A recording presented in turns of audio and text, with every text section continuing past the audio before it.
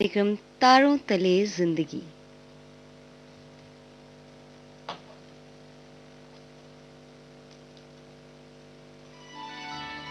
तारों तले जिंदगी इस सीरीज में हम आपके लिए लेकर आए हैं हिंदी साहित्य जगत की कुछ चर्चित कहानियों और उपन्यासों पर केंद्रित रेडियो नाट्य वाचन। आइए सुनते हैं मुंशी प्रेमचंद की कहानियों का रेडियो नाट्य वाचन। वाचन स्वर और प्रस्तुति काजल सूरी की है। कहानी मिलाप। लाला ज्ञानचंद बैठे हुए हिसाब किताब जांच रहे थे। उनके सुपुत्र बाबू नानक चंद आए और बोले, दादा, अब यहाँ पड़े पड़े जी उगता गया। आपकी आज्ञा हो तो मैं सैर को निकल जाऊं, 2-1 महीने में लौट आऊंगा। नानक चंद बहुत सुशील और सुंदर नवयुवक था। ज्ञानचंद ने उनकी तरफ तीखी निगाह से देखा और बोले, क्यों, क्या यहाँ तुम्हारे लिए कुछ कम दिलचस्पियां हैं? नानक चंद, रुपए तो दिलवाइए, इस वक्त 500 रुपए की सख्त जरूरत है। ज्ञानचंद, ऐसी फजूल बातों का मुझसे जिक्र ना किया करो, मैं तुमको बार बार समझा चुका हूँ। नानक चंद ने जिद करनी शुरू कर दी और लाला इनकार करते रहे। यहाँ तक कि नानक चंद झुंझला कर बोले, अच्छा, कुछ मत दीजिए, मैं यूं ही चला जाऊंगा। ज्ञानचंद ने कलेजा मजबूत करके कहा, बेशक तुम ऐसे ही हिम्मतवार हो, वहां तो तुम्हारे भाई बंद बैठे हुए हैं ना। नानक चंद, अब मुझे किसी की परवाह नहीं, आपका रुपया आपको मुबारक। नानक चंद की ये चाल कभी पट नहीं पड़ती थी। अकेला लड़का था। बूढ़े लाला साहब ढीले पड़ गए। रुपया दिया, खुशामद की और उसी दिन नानक चंद कश्मीर की सैर के लिए रवाना हो गया। मगर नानक चंद यहाँ से अकेला न चला। पड़ोस में बाबू रामदास रहते थे। बेचारे सीधे साधे आदमी थे। सुबह को दफ्तर जाते और शाम को आते, और इस बीच नानक चंद उनकी बेवा लड़की से मोहब्बत के इशारे किया करता था। यहाँ तक कि अभागी ललिता उसके जाल में आ फंसी और भाग जाने के मंसूबे बने। सुबह को बाबू रामदास उठे, ललिता न दिखाई दी। घबराए, सारा घर छान मारा, कुछ पता न चला। बाहर की कुंडी खुली देखी, बग्घी के निशान नजर आए। सर पीट कर बैठ गए, मगर अपने दिल का दर्द किससे कहते। हंसी और बदनामी का डर जबान पर मोहर हो गया। मशहूर किया कि वो अपने ननिहाल चली गई है। मगर लाला ज्ञानचंद सुनते ही भाप गए कि कश्मीर की सैर के कुछ और ही माने थे। धीरे धीरे ये बात सारे मोहल्ले में फैल गई। यहाँ तक कि बाबू रामदास ने शर्म के मारे आत्महत्या कर ली।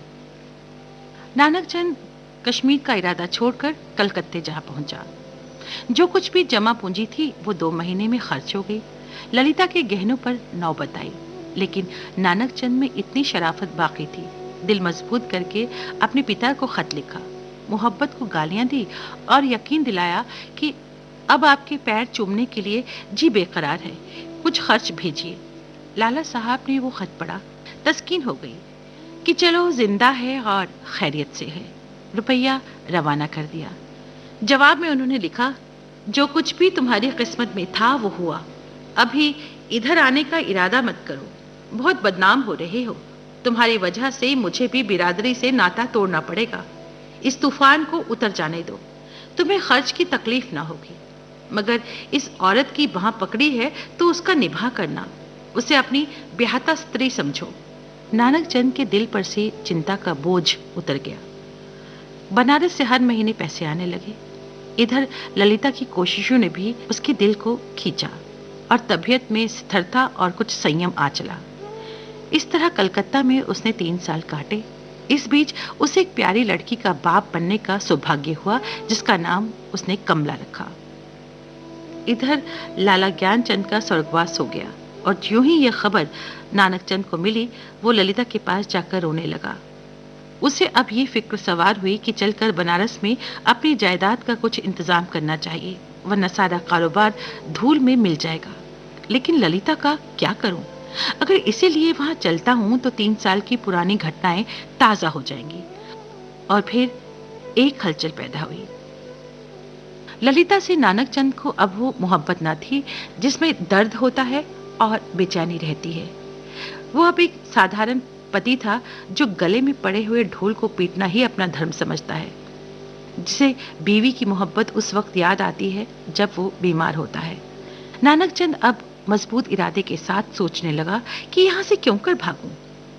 अगर इजाजत लेकर जाता हूं तो 2-4 दिन में सारा पर्दा फाश हो जाएगा, और अगर हीला किए जाता हूं तो ललिता बनारस में मेरे सर पर सवार होगी।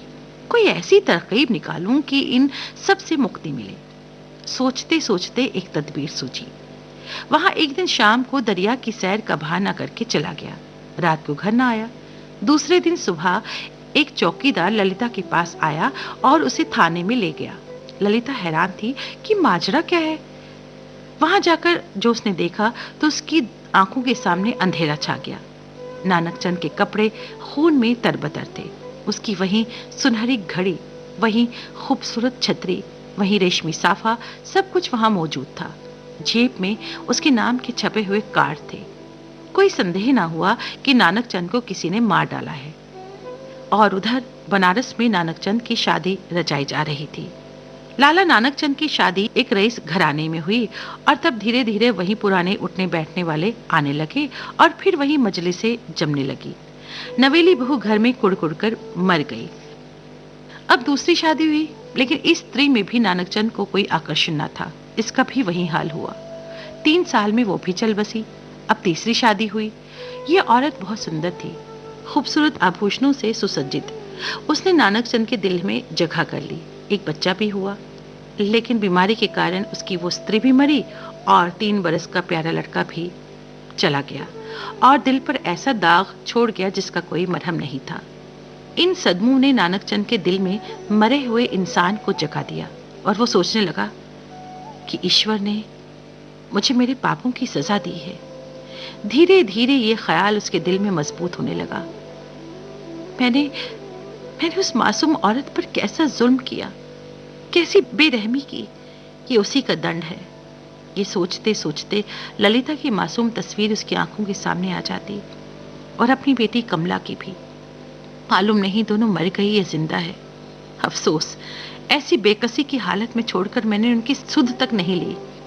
उस नेक नामे पर धिक्कार है जिसके लिए ऐसी निर्दयता की कीमत देनी पड़ी। यह ख्याल आखिर उसके दिल पर बुरी तरह बैठा, और एक दिन वो कलकत्ता के लिए रवाना हो गया। सुबह का वक्त था। वो कलकत्ता पहुंचा और अपने उसी पुराने घर को चला। सारा शहर कुछ से कुछ हो चला था। बहुत तलाश के बाद उसे अपना पुराना घर नजर आया। उसके दिल में जोर से धड़कन होने लगी और भावनाओं में हलचल पैदा हो गई। उसने एक पड़ोसी से पूछा, इस मकान में कौन रहता है? बूढ़ा बंगाली था। बोला, हम ये नहीं कह सकता कौन है कौन नहीं। इतना बड़ा मुल्क है, कौन किसको जानता है। हाँ, एक लड़की और उसका बूढ़ा माँ, 2 औरत रहता है। विधवा है, कपड़े की सिलाई का काम करता है। जब से उसका आदमी मर गया तब से यही काम करके अपना पेट पालता है।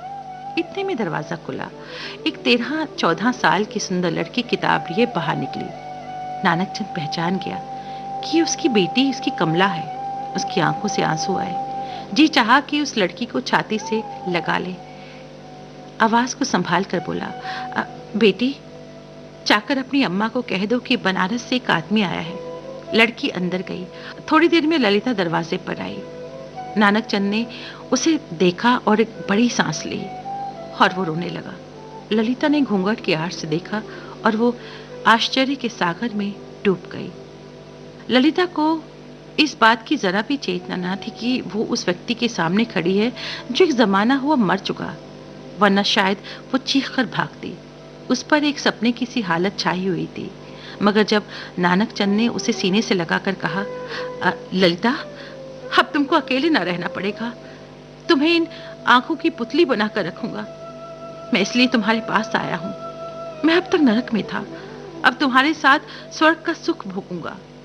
तो उस वक्त ललिता चौंकी और छिटक कर अलग हुई और बोली, आंखों को तो यकीन आ गया, मगर दिल को नहीं आता।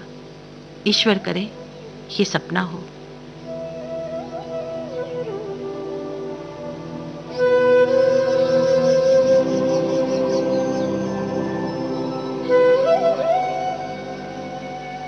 कहानी मिलाप।